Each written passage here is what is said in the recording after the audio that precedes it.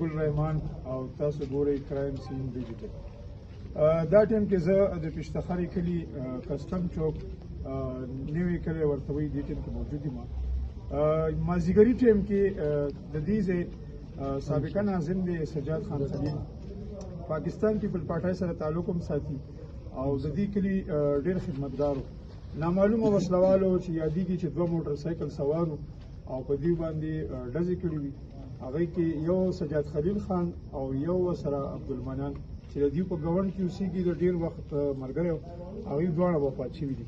د هغې ورور دی دا ورسره په موقع خو موجود نه و، ویلی کېږي داسې چې دا ورسره په موټر سایکل باندې را روان و. السلام علیکم. تاسو نوم دی سجاد خان سره څه وشو؟ دا چې مونږ دلته ګاونډ کې یو مړی شوی هغې جنازه وه 6 بجې مونږ تللي وو جنازې ته جنازه مو کړه او جنازې نه چې څه ټایم راووتو نو زه خو په موټر سایکل مخکې راووتم چې چونکې جنازه وشي نو یو خو دا روډ داسې د بیزي روډ دی نو هلته ډېر زیات رش جوړ شي. زه هغې نه راووتم موټر سایکل باندې زه لږ مخکې راغلم او دې چې څنګه ما پسې راتله دي یوټرن کې راتاوېده دې ځای کې دلته دې باندې ډزې وشوې. چا ډزې وکړې؟ تاسو څوک ولیده؟ جی نقاب پوه شو موټر سایکل باندې و نقاب پوه شو هغه پهچان داسې ونه شو چې څوک دي څوک نه دي مخونه یې پټ و. بیا تاسو څه ولیده؟ بچي ما خو خپل ورور او زمونږ دا کوم چې زمونږ تره به مې ورته ویلو د ډېر وخت نه زمونږ سره تعلق و عبدالمنان ایسېل زمونږ تره و مونږ هغه ته تره ویلو دا وکتل نو دا دواړه لګېدلي وو. آیا ستاسو چا سره عادي بدي یا دشمني یا څه لین دین شته؟ نه جی الحمدلله داسې هېڅ قسمه خبره زمونږ نشته دی.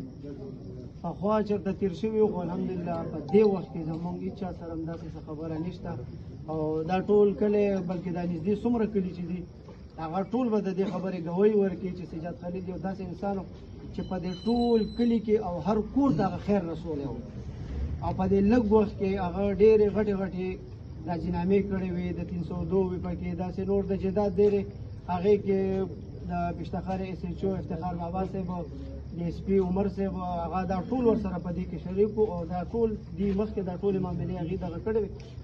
یقینا چې ډېر د چغو مقام دی او ډېر د خفګان مقام دی. زه د دیو د حوصلې ته حیران یم چې الله تعالی دیو ته ډېره غټه حوصله ورکړې ده.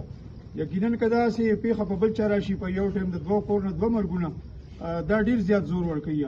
زه د دیو حوصلې ته اوس هم سلام کوم. پرون سجاد خان دلته یو ختم نبوت یو غټ بینر لګولی دی دا څه کول؟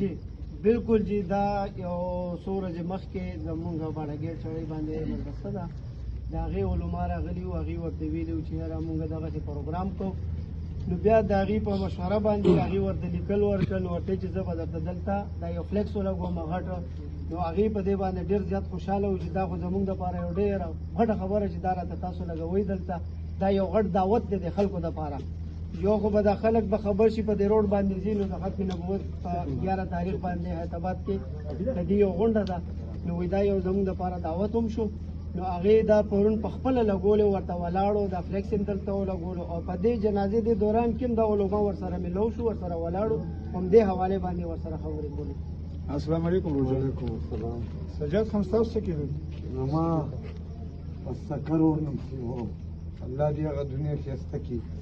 سجاد چې و دا ځان له د دوی رور نه و نه د ساجد رور و نه د کیسر رور و دا د دې ټول کلي بچی و او پخوا یې بدیانې تېرې شوې وې والد صاحب دې الله وبخي سره د خاورو د هغه په ژوندین باندې د دوی معاملې ختمې شوي روغې شوي نه چا سره څه بدي شته نه چا سره څه بد کول نه چا سره زیاتې کو خپل ورونه به چې چا سره توتو میم وکړو نو به یې خپل ورونه به یې راونیول او بېعزته به یې کړه او بیا ټکول ورته به یې غوسه وکړه ورته به یې دباو وکړو چې داسې مه کوئ. ټیک ده. بله خبره دا کومه چې لکه دا کم ظلم زمونږ په دې صوبه کې روان دی نو دا ډېره لکه د برداشت نه خبره رو وځي. موږ به صرف دا ووایو چې حکومت ته زه صرف دا مطالبه کوم او دا ورته اپیل کوم خاص کر سی سی پي صاحب ته ایس ایس پي اپریشن ته دغه ته میا سعید صاحب ته هغه سی سی پي دی خو زه ایس ایس پي اپریشن ته هم وایم چې مهرباني وکړه صرف او صرف منګه دا یو ورځ کوو چې دلته د 15 کالو 13 کالو فیصلې په دې ډي آر سی کې پرتې وي، چا هم نه حل کولې، چا هم نه شو حل کولی، او د سجاد خلیل لالا په طاقت باندې او بیا زمونږ چې رقم د تاڼې کم مشرانو د هغې په مشاورت او په دغه باندې چې کم دی هغه ټولې فیصلې د 15 او د 20 کالو فیصلې د وکړئ. یقینا موږ لیدلی نن هم سجاد خان 2 جنازې اټینډ کړي دي، سبا له د هغې هم جنازه ده.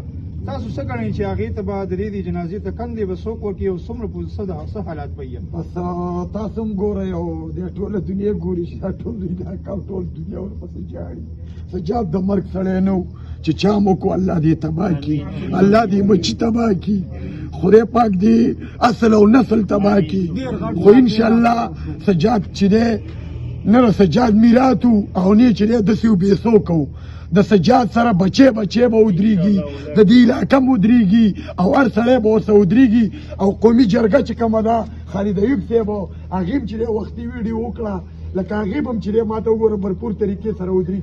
سجاد به انشاءالله موږ ټول ورونه ګټو، موږ ولاړ یو، زموږ بچي هم دې قربان دي، ظلم وشو، زیاتې وشو. قیصر خان سجاد خان سره اخرنی ملاقات کله شوی او څه خبرې شوې وي؟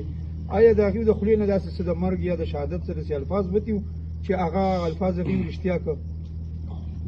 نه جی داسې څه خبره خو نه وه. زما اخري خبرې ورسره همدغه جنازې نه پس وشوې چې کله د دې سره جنازه م وکړه او دې سره زه راووتم، نو دې د علماو سره ودرېده او ما ته یې ویل چې ته مخکې لاړ شه اوځه او زه درپسې درځم. نو ما سره بایک و، زه بایک باندې راووتم او دې راپسې چې بیا راتلو نو بس دغه واقع وشوه.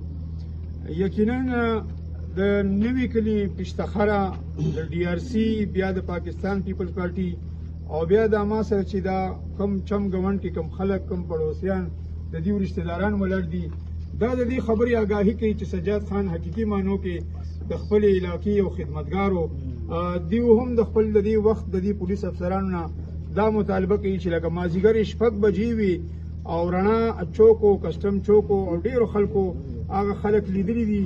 امید لرم انشاءالله چې څنګه پرون د ډاکټر آصف ملک او نور داسې کیسونه ټریس شوي دي، امید لرم چې انشاءالله دا ملزمان به هم زر تر زره د قانون په کټېرۍ کې ولاړ وي.